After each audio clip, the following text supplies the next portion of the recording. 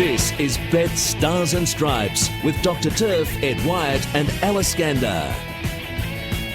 And welcome to Betstars and Stripes. Thanks to Betstar. Take on Betstar at betstar.com.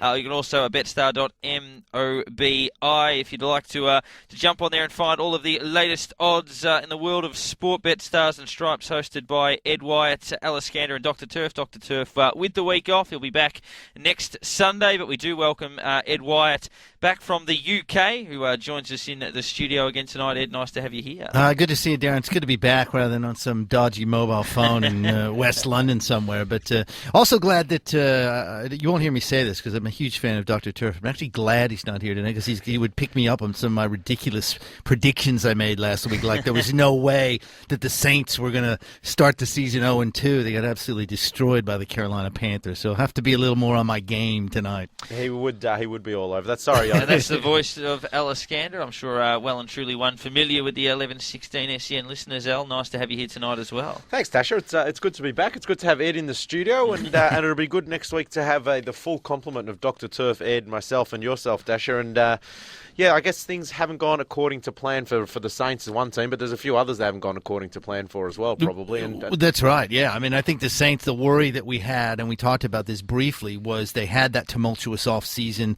that bounty gate, as they called it, players suspended, head coach Sean Payton out for the entire season, and we thought, okay, look, they're still a really good team. They've still got Drew Brees. They've still got this great receiving core. But they've just been terrible. Brees has been a little bit off his game. The defense has been not very good at all. The secondary is very suspect.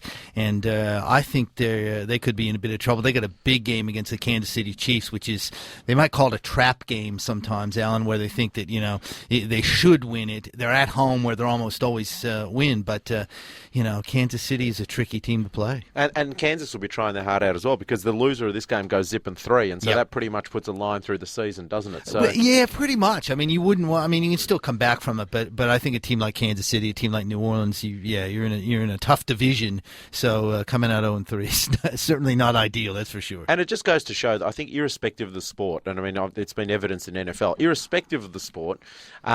Having a scandal in the off-season is distracting. Like, sport is a game of one-percenters. It's a game that's 90% above the shoulders, as they keep saying. And then all of a sudden you've got an off-season with Bountygate, as they've referred to it. And, I mean, that I can only imagine the distraction that would have caused, and clearly it's been played out on the field. Absolutely right, and we think about what the main thing was. It was the defense putting up bounties on players. So if you hit a player, you got a hard hit, you knocked the guy out of the game, you got some money. So it was a mindset that this defense had going under a guy named Greg Williams, and so now to take him away, to take the bounty away, and I'm not suggesting that's the only reason they played, but obviously that was a big part of how they motivated those guys. So now that motivation's gone, and that the league, believe me, the AFL may be seen as a all dominating, putting their nose in every aspect of the game. The NFL is 5 times worse than the AFL, so they're looming over the shoulder, and any mistake the Saints make, they're going to jump on. So I think that absolutely hurts them. What's your instincts on this, Ed? Do you think that this kind of motivation, if you like, for defensive teams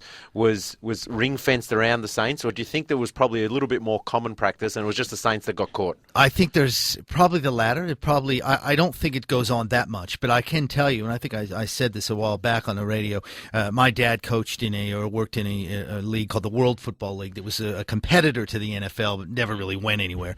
But their coach absolutely offered bounties. He offered a bounty to anyone. And this is unbelievable. A guy takes a fair catch, so you can't touch him. He basically offered a couple $100. The first guy that fair catch, just run right through him. Wow. Just light him up, which is really dangerous and really not a great thing. So it has gone on. I doubt it. I wouldn't say it's rife. I don't think every team did, but I guarantee it would have been more than New Orleans. Yep.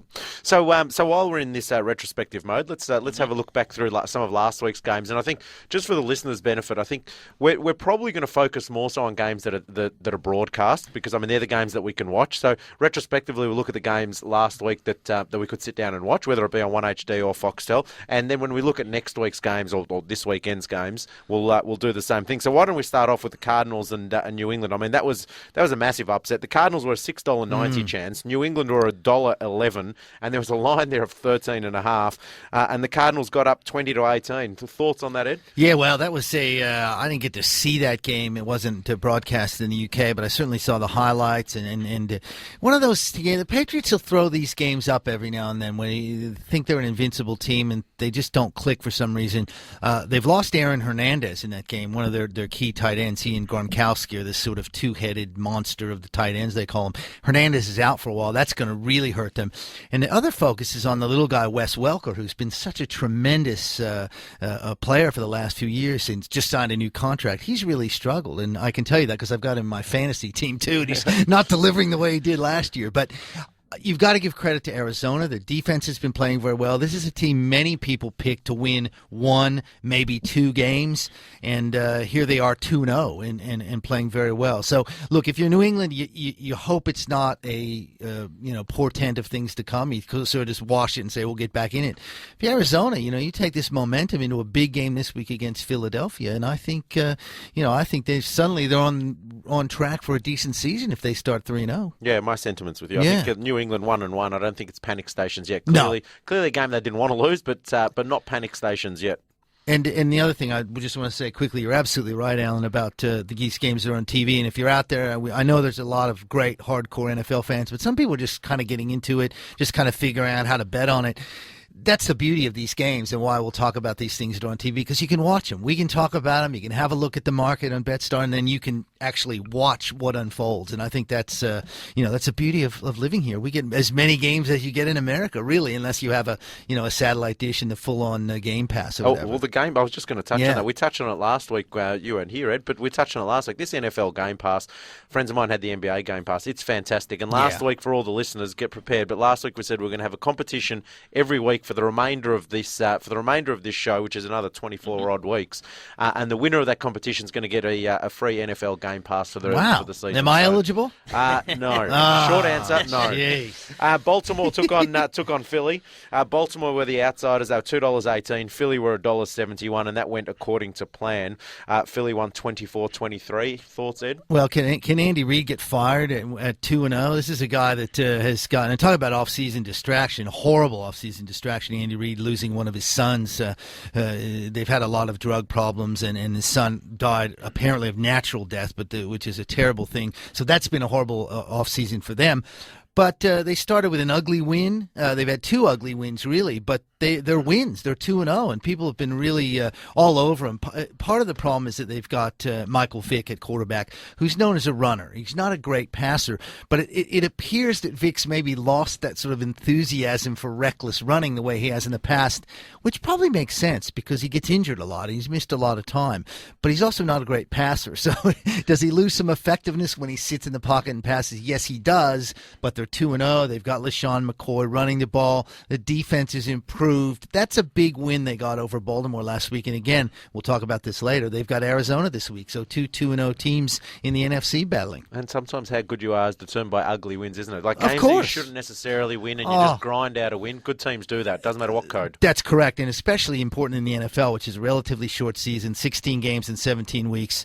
Every game is crucially important. And that's why you'll see these guys. Rarely will they say things like, well, we were lucky, or that was an ugly win, or it's more like, we'll take it. Agreed. We're very happy. Let's move on, because they know how important every win is, no matter how you get it. Yep.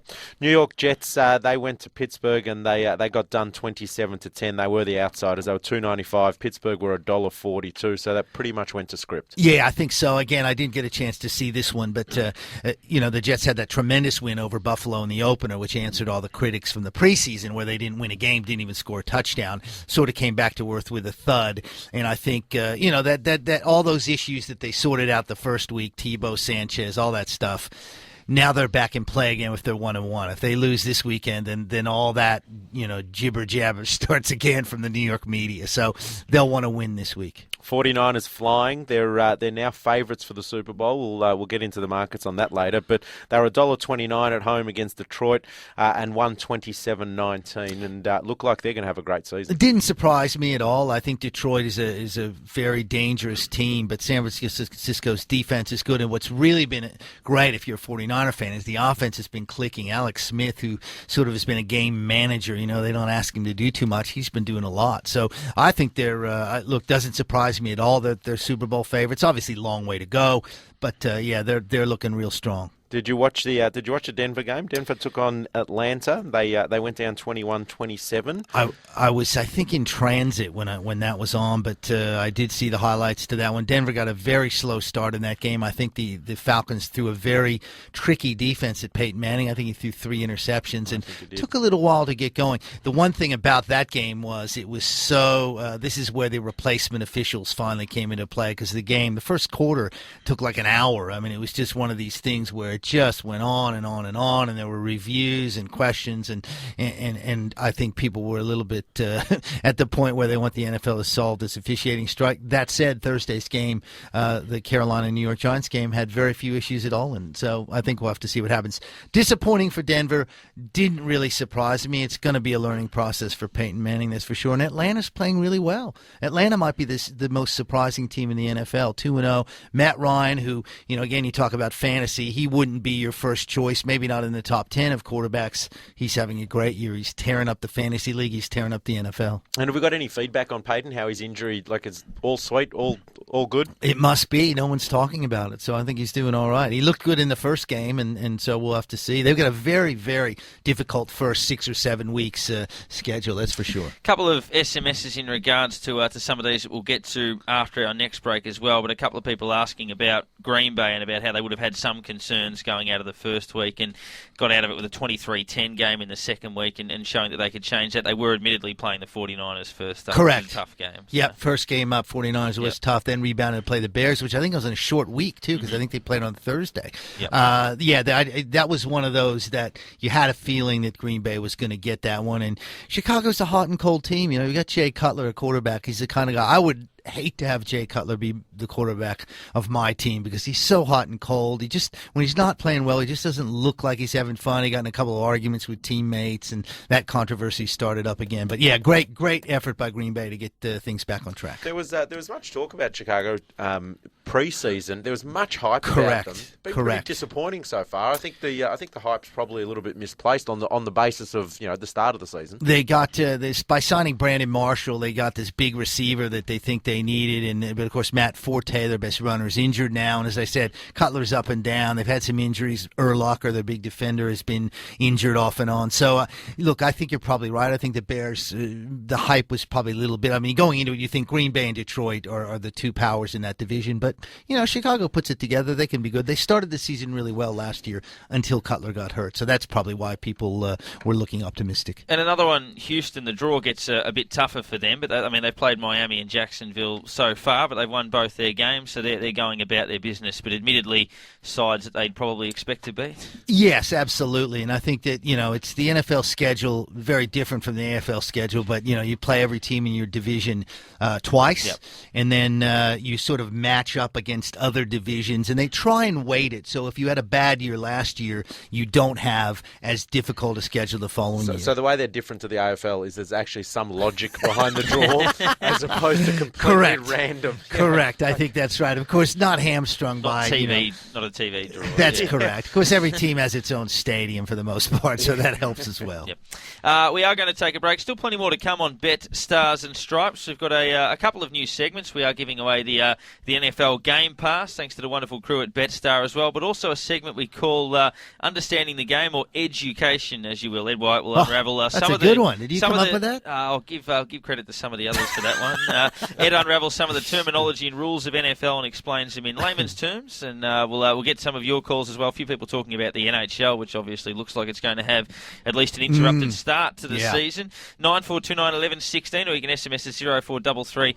98 11 16. You can take Betstar on at betstar.com.au, and Betstar are bringing back an old favourite with double fixed odds from 8 a.m. race day